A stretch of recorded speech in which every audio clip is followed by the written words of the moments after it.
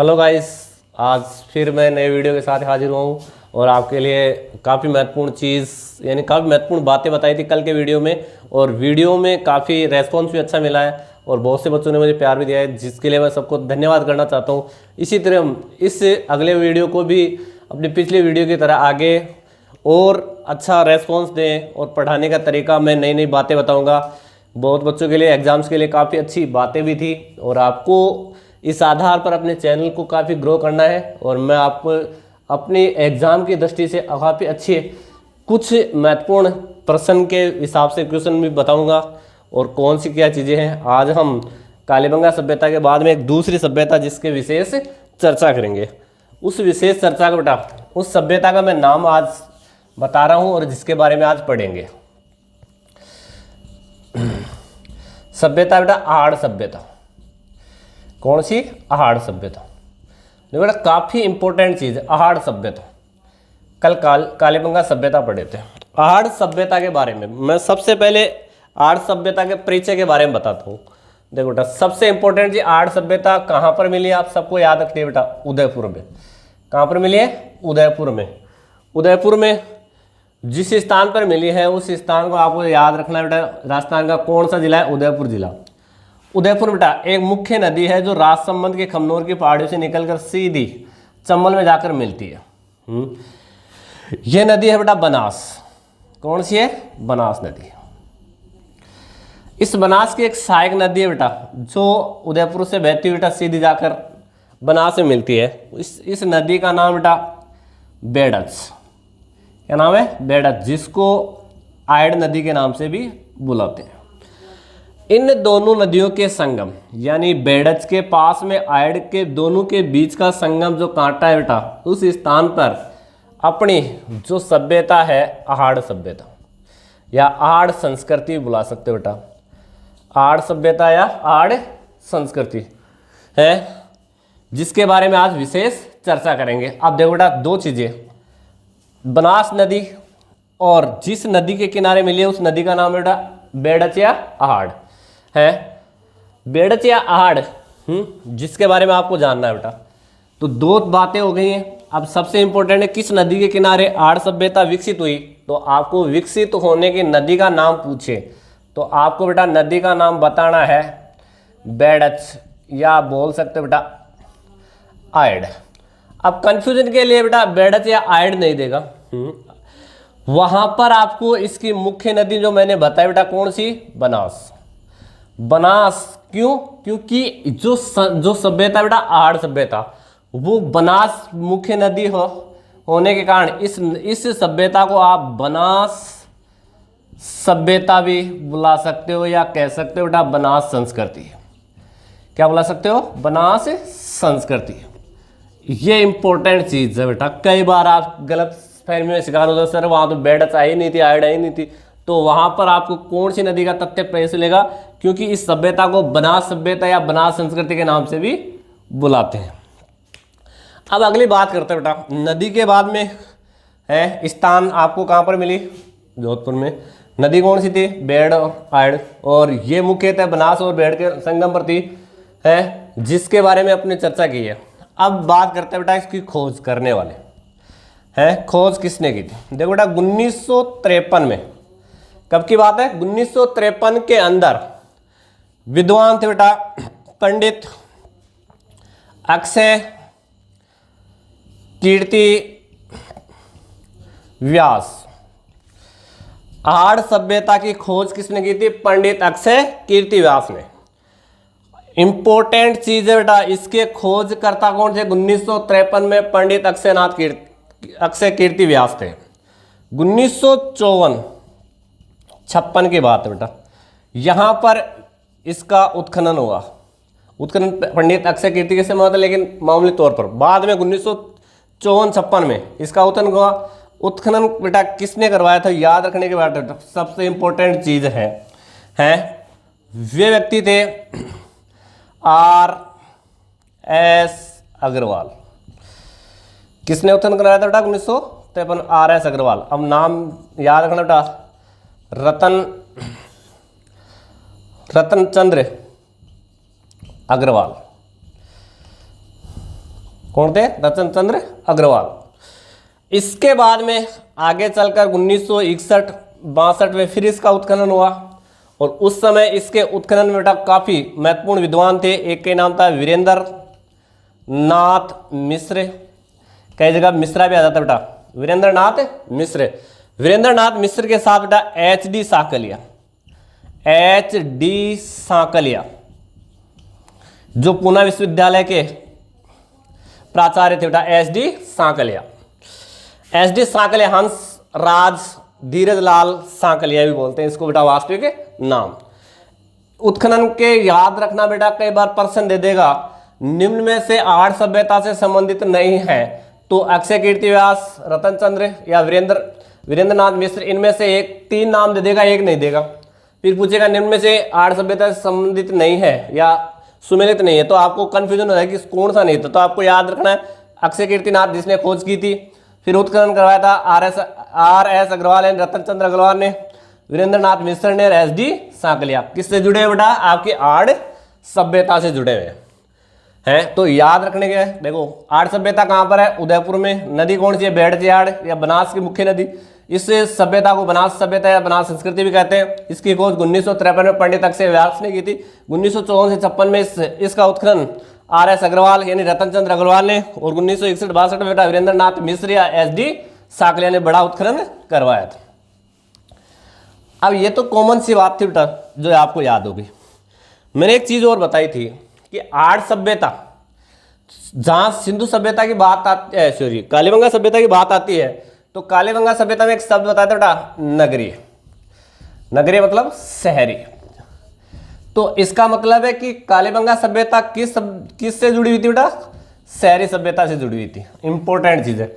लेकिन आर्य सभ्यता की बड़ी विशेषता यहां पर है बेटा, यहाँ की सभ्यता किससे जुड़ी हुई थी? ग्रामीण सभ्यता से। यानी आर्य सभ्यता कैसी सभ्यता है बेटा? ग्रामीण प्रणाली पर आधारित सभ्यता है।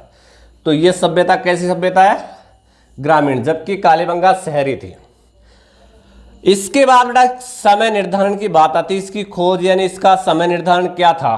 तो बहुत से विद्वान बताते हैं कि इसका समय निर्धारण बेटा 2100 से 1500 ईसा पूर्व के समकालीन थी बेटा। ये है लगभग 2100 से 1500 के बीच में थी और लगभग ये 4000 वर्ष पुरानी, कितने? 4000 वर्ष पुरानी अपनी संस्कृति है या सभ्यता है बेटा।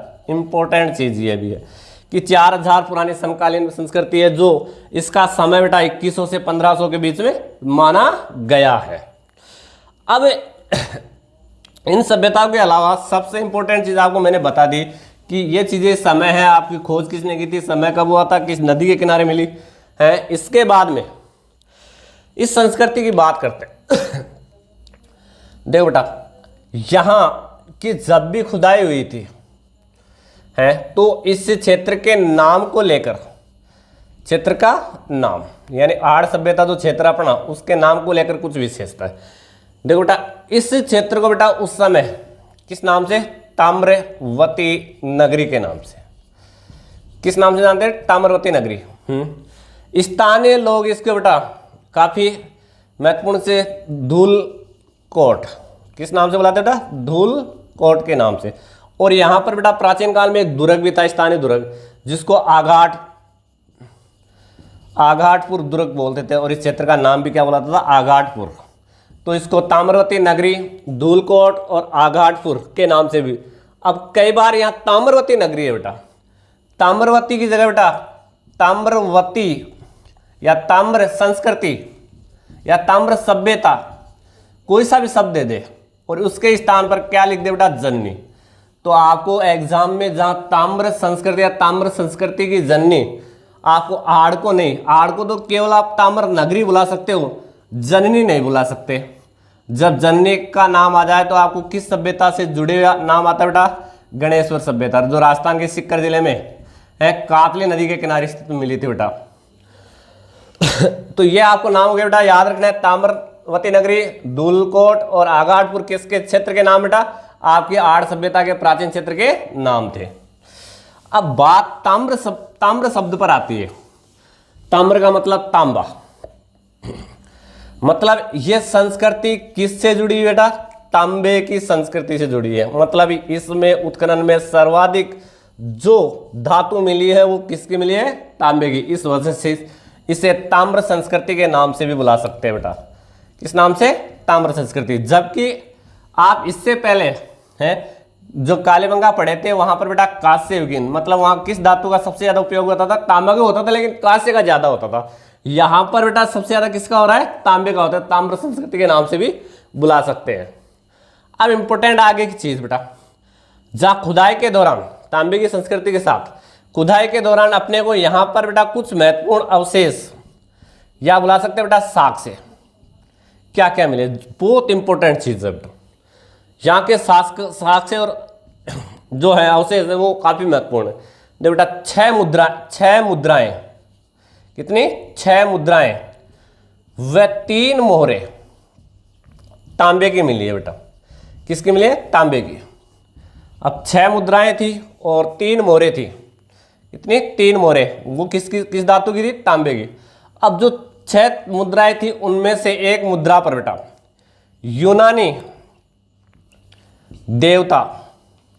यूनानी देवता जिसका नाम था अपोलो। क्या नाम था? अपोलो। और अपोलो के हाथ में एक हाथ बेटा तीर था और शरीर के पीछे की तरफ बेटा तरकस मतलब धनुष तीर ढालने का एक झोला सा हाथ और तिरकस। तो यूनानी सभ्यता से जुड़ी अपोलो का जो देवता था उसके हाथ में एक तीर थी, एक पीछे की तरकस थी। दूसरी इंपॉर्टेंट चीज बेटा यहां की बात करते हैं।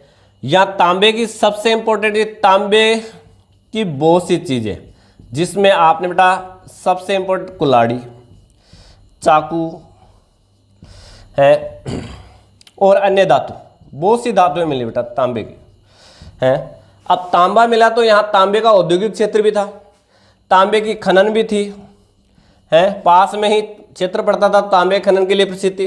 तो यहाँ पर किसी यहाँ के घरों बेटा तांबे को गलाने की भट्ठियाँ भी मिली है बेटा। क्या मिली है? भट्ठियाँ। तो तांबे को गलाने की भट्ठियों के अवशेष भी किस स्थान पर? आड़ सभ्यता में। इसके अलावा अगली इंपॉर्टेंट चीज काफी और महत्वपूर्ण है। देखो बेटा, यहाँ के जो मर्तबाण थे बेटा काले व लाल मर्द भांड थे बेटा। अब मर्द भांड क्या होते हैं बेटा? मिट्टी के बने हुए जो बर्तन थे उनको मर्द भांड बोलते हैं। यहाँ के मर्द भांडों को बेटा पकाने की विधि, यानी जब मर्द भांड मिट्टी के बर्तन थे उनको पकाने की विधि उल्टी तपाई थी बेटा। उल्टी तपाई मतलब मुंह को सामने जिस तरह से नीचे की तरफ कर दिया जाता था तो मुंह और अंदर का भाग तो होता काला और पीछे का जो बाहर का भाग होता था वो होता था लाल। इस वजह से इसका नाम पड़ गया काला और लाल रंग। अब यहाँ के मर्द भांडों पर बेटा अलंकरण पद्धति थी, उकेरण है, उकेरण पद्धति का भी प्रयोग किया था। कुछ चित्र बनाते थे बेटा उन मर्द भांडों पर, तो उकेरण पद्धति भी प्रचलन में थी बेटा। याद होगी, 6 मुद्राएं मिली, 3 मोहरें मिली, वो किसकी? तांबे की। एक मुद्रा पर यूनानी देवता अपोलो का चित्र था जिसके हाथ में तीर और पीछे का तरकस था। तांबे की कुल्हाड़ी, चाकू और अन्य धातुएं मिली बेटा। तांबे के गलाने की भट्टियां मिली। यहाँ बेटा जो मिट्टी के बने हुए बर्तन थे काले और लाल रंग के थे। पकाने की विधि बेटा उल्टी तपाई थी और उस पर अलंकरण जो चित्र थे हैं अलंकरण पद्धति, यानी उन मर्द भांडों पर जो अंकलन किया जाता था वो उकेरण पद्धति के आधार पर किया जाता था। इसके अलावा बेटा जो काफी और बढ़िया चीजें हैं यहाँ पर, क्या क्या है देखो, क्या क्या संस्कृति में क्या क्या मिल रहे हैं। इस संस्कृति की काफी बड़ी बात है। देखो बेटा क्या क्या मिल मिट्टी का बना हुआ बेटा, किसका? मिट्टी का बना हुआ वर्षभ। अब सब बोलोगे वर्षभ क्या होता है? वर्षभ मतलब यहां तुम्हारे हिंदी में लिख दो मतलब बैल है। मिट्टी का बना हुआ वर्षभ बैल जिसको बुलासियन बुल कहते हैं। क्या कहते हैं? बुलासियन। जो उस समय अपनी जो संस्कृति थी उस लोक कला का क्या मानते बेटा? प्रतीक मानते हैं। किसको? उस वर्षभ की मूर्ति को बुलासियन बुल माना जाता है उसको। इसके अलावा बेटा यहाँ के मकान, देखो बेटा भवन, भवन में पत्थरों का यानी जो स्थानीय प्रस्तर थे भाटों के प्रयोग, पत्थरों के साथ है ईंटों का भी प्रयोग करते थे बेटा। किसका? ईंटों का भी प्रयोग करते थे। मतलब यहाँ के लोग अपने भवनों में पत्थरों का, जबकि कालीबंगा सभ्यता में केवल ईंटों का प्रयोग होता, तो कच्ची ईंटें बनी थी बेटा। जबकि छतें, यहाँ के घरों की या मकानों की जो छतें होती थी बेटा, बांस व घास से को मिलाकर उस मिट्टी के लेप से तैयार की जाती थी बेटा। सबसे इंपॉर्टेंट चीज है। इसके अलावा बेटा भवनों की जब बात आती है तो भवनों के अंदर यानी इन घरों में एक से अधिक, अब एक से अधिक कितने भी हो सकते बेटा, कई कई घरों में वो ज्यादा थे, एक से अधिक चूल्हे मिले हैं, यानी चूल्हे बने हुए मिले हैं। और ऐसा कहा जाता है कि यहाँ सामाजिक भोज समारोह होता था, या ये भी मान सकते हैं कि यहाँ पर बेटा संयुक्त परिवार प्रणाली थी। क्या मान सकते हैं बेटा? संयुक्त परिवार प्रणाली जो काफ़ी प्रचलन में थी, ऐसे मान सकते हैं। इसके अलावा और चीज़ यहाँ पर मिलने वाली थी, वो मिलने की जो चीज़ें थी वो बता देता हूँ। इन चीज़ों के अलावा देख बेटा, यहाँ की जो संस्कृति की जो बात आती है आर्ट की, उसमें से अगले चैप्टर में कुछ बातें बची हैं जो मैं कल बताऊंगा। काफ़ी महत्वपूर्ण चीज़ है, आज काफ़ी ज़्यादा बता दिया है, और पार्ट सेकंड में जो बची हुई बातें हैं वो मैं बताऊंगा कल। और आपको इस वीडियो को सब्सक्राइब भी करना है, शेयर भी करना है, कमेंट भी करना है, और आपके एग्जाम की दृष्टि से काफ़ी महत्वपूर्ण फैक्ट लिया है। और बढ़िया बातें जो बची हैं वो शेष वीडियो में बताऊँगा। इसी के लिए धन्यवाद सभी छात्रों को।